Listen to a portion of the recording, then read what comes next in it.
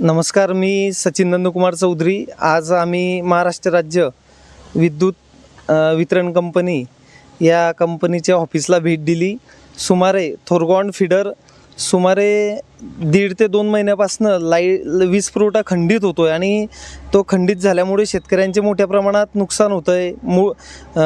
Motor pump जडणे किंवा केळी पिकांची रोपं जडणे, हळदीला पाणी न मिळाल्यामुळे हळद कोरडी होणे, असे कपाशीची लागवड न होणे.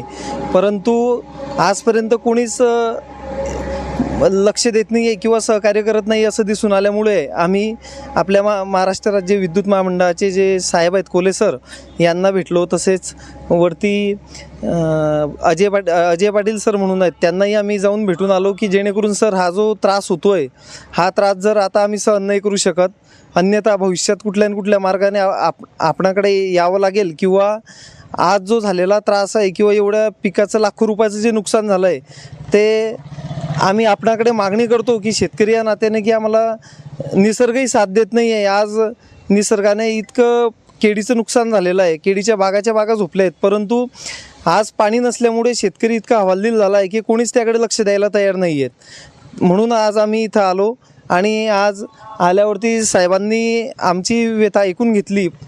परंतु आज साहेबांनी 132 kVला किंवा अधिकाऱ्यांना सूचना केल्या की कॅपॅसिटर बसवा जेणेकरून शेतकऱ्यांसाठी आपण वीज देऊ शकू.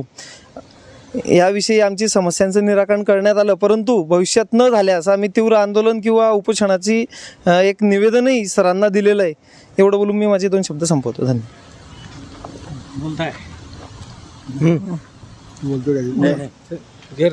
कर्मचाऱ्यांशी हॅलो, मी प्रकाश चौधरी बोलतोय.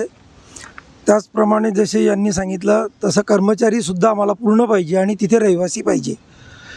कारण नागरिक स्वतः डिओ टाकताय, त्यांना कमी जास्ताला जबाबदार कोण, या सर्व गोष्टींचा विचार करायला पाहिजे आणि त्यानुसार आम्हाला कर्मचारीसुद्धा पाहिजेत, तेही गावात रहिवासी पाहिजे.